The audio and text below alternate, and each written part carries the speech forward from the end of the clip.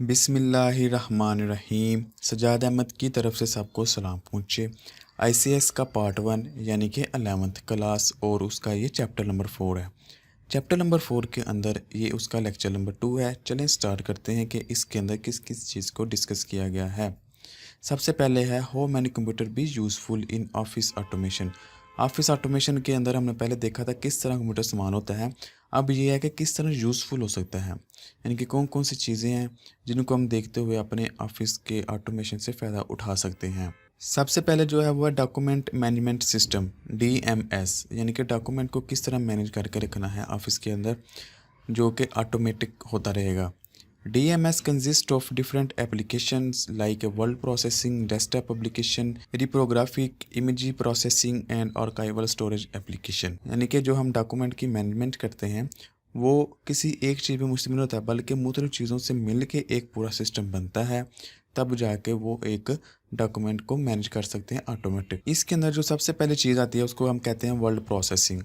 Word processing क्या चीज़ है? It is use to create document electronically, जिस तरह MS वर्ड होता है, Microsoft word. It is use to produce high quality letters, proposal, reports and vouchers. Office की documentation के मतलब हमें जितनी भी चीज़ें नज़र आती हैं, फॉर एग्जांपल CV बनाना, लेटर लिखना, एप्लीकेशन लिखना या रिज्यूमे लिखना, रिपोर्ट बनाना, डेमो बनाना, उसके बाद मेमो बनाना, वो भी बहुत सी चीज़ें आती हैं ऑफिस के अंदर। उन सब के मतलब जितना भी काम होता है वो तमाम के तमाम ऐसी एप्लीकेशन जो वर्ड प्रोसेसिंग की होती हैं, या जिस तरह MS वर्ड है, वो काम सर अंजाम देती हैं। और ये तमाम के तमाम काम हमें ऑफिस में ही ज़रूरत पड़ते हैं, यानी कि बाय हैंड पेज के ऊपर नहीं लिखना पड़ता, बल्कि हर चीज़ हमें इलेक्ट्रॉनिकली करनी पड़ती है। उसका फ़ायदा ये होता है कि अगर कोई चीज़ गलत हो गई हम उसको रेज़ कर सकते हैं।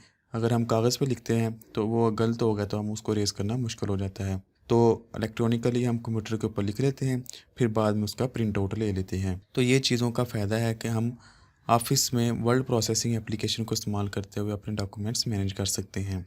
जो दूसरी उसकी टाइप आती है उसके अंदर आता है डेस्कटॉप एप्लीकेशन। डेस्कटॉप एप्लीकेशन में ऐसी एप्लीकेशन आती हैं जो कि डेस्कटॉप पे चलती हैं, यानी कि मोबाइल पे नहीं बल्कि डेस्कटॉप पे ज़्यादातर इस्तेमाल होती हैं। It is use to make, जिस तरह इलस्ट्रेटर हो गया, फोटोशॉप हो गया, this documents attractively with photos and graphics ETC।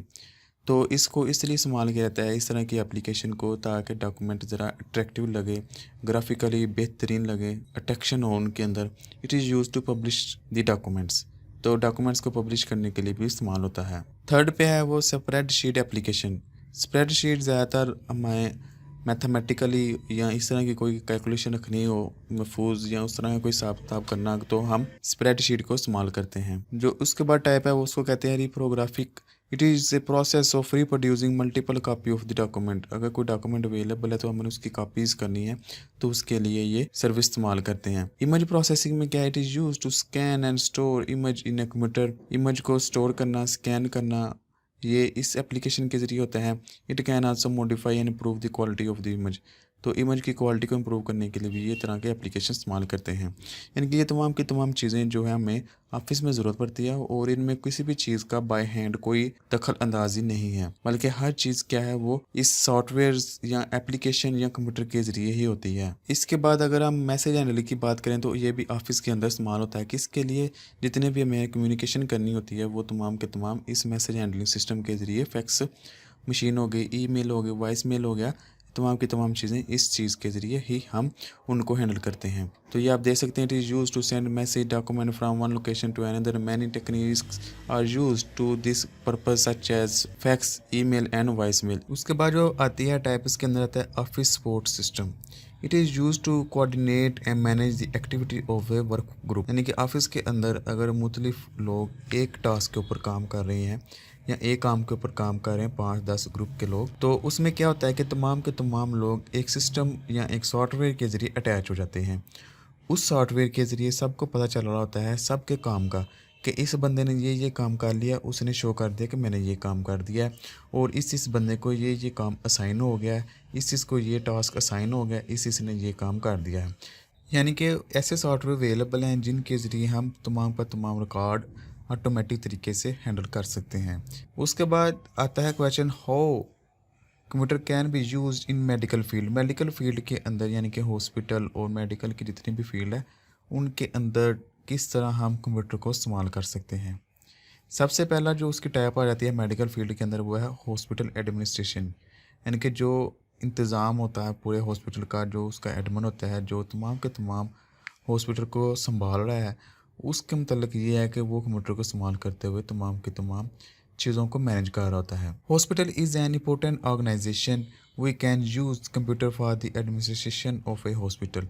ये एक अहम ऑर्गेनाइजेशन है और उसकी एडमिनिस्ट्रेशन के लिए हम कंप्यूटर इस्तेमाल कर सकते हैं। We can computerise the accounting, हम जितनी भी उसके पे यानी कि पैसों का लेन देन है वो तमाम का तमाम कंप्यूटराइज कर सकते हैं। पे रोल एंड स्टॉक सिस्टम, और जितना उसका माल चला गया और कितना स्टॉक में पड़ा हुआ है तमाम का तमाम हम कंप्यूटराइज कर सकते हैं।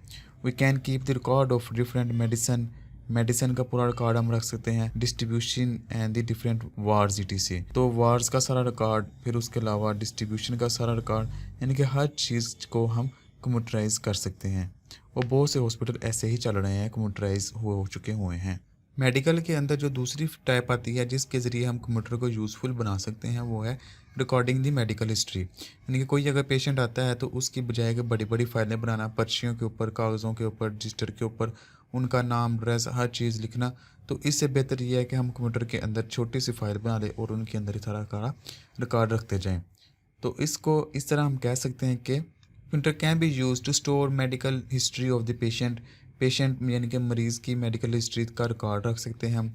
We can store important facts about the patients in the computer, उसके मतलब अहम अहम चीज़ें जो कि बहुत अहम होती हैं किसी भी डॉक्टर के लिए, पेशेंट के लिहाज से उसकी तमाम की तमाम तशख़ीस करने के लिए तमाम की तमाम चीज़ें हम कंप्यूटराइज कर सकते हैं।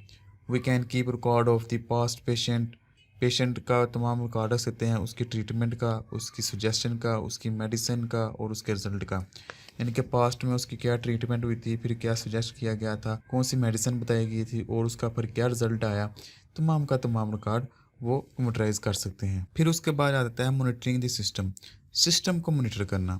सम serious patients must be monitored continuously, बहुत से ऐसे सीरियस पेशेंट होते हैं जिनको मस्ट होता है कि कंटिन्यूसली उनको वॉच किया जाए। तो इसके लिए इतनी नर्सेज या डॉक्टर्स अवेलेबल नहीं होते, तो इसके लिए क्या होता है कि कैमरास के ज़रिए या किसी और सिस्टम के ज़रिए, वो कंप्यूटर के ज़रिए तमाम के तमाम पेशेंट्स को देख सकते हैं। Monitoring is needed specially in the operation theatre and intensive care unit. तो मॉनिटरिंग करना बहुत से पेशेंट को किस स्टेज में, जब वो उनका ऑपरेशन हो रहा हो या उनको आईसीयू में रखा गया हो, जिसको हम इंटेंसिव केयर यूनिट भी कहते हैं, जिसमें बहुत ख़तरनाक हालत में मरीज़ को रखा जाता है या वेरी सीरियस कंडीशन में वहाँ रखा जाता है, तो उसके अंदर भी पेशेंट को मॉनिटरिंग किया जाता है। लाइफ सपोर्ट सिस्टम, इसके अंदर क्या होता है कि life support system are use to help the disable person, यानी कि जो लोग मजदूर होते हैं उनके लिए किस तरह कंप्यूटर हेल्पफुल हो सकता है। Many devices are used that help deaf person to hear, बहुत सी डिवाइसेस ऐसी हैं जो कि बहरे लोगों को सुनने के लिए काम आती हैं। Scientist are trying to create a device to help blind person to see, तो साइंसदान कुछ ऐसी डिवाइस तैयार कर रहे हैं या कोशिश कर रहे हैं कि जिनके ज़रिए ब्लाइंड यानी कि जो अंधापन की बीमारी है वो शख्स भी रीड कर सके। और इसके अलावा और भी बहुत सी चीज़ें हैं, अगर किसी का हाथ नहीं है तो उसकी जगह नकली हाथ, और अगर किसी की टांग नहीं है तो उसकी जगह नकली टांग लगा दी जाती है। तो इस तरह कंप्यूटर जो है मेडिकल के फील्ड में कामयाब है। डायग्नोसिस डिसीज़ यानी कि बीमारियों की तशखीस करना, different software are available to store data about different disease and their symptoms. तो इस तरह बहुत सी डिवाइसेस, बहुत से कंप्यूटर, बहुत से सॉफ्टवेयर मार्केट में अवेलेबल हैं, जिनके अंदर ये होता है कि डॉक्टर अवेलेबल नहीं होता, बल्कि सिस्टम के अंदर हम सिर्फ बीमारियों के नाम डालते हैं, तो वो तमाम का तमाम डाटा कलेक्ट करके उसकी प्रोसेसिंग करके हमें उसका आउटपुट दे देता है कि आप ये वाली मेडिसिन खाएं। तो इस तरह मुख्तलिफ ब्लड टेस्ट जो हम लेबॉर्ट्री में करवाते हैं वो ये तमाम की तमाम चीज़ें कंप्यूटर के ज़रिए हो रही हैं। यहाँ तक के लिए इतना ही, मिलते हैं नेक्स्ट वीडियो में, तब तक के लिए अल्लाह हाफिज़।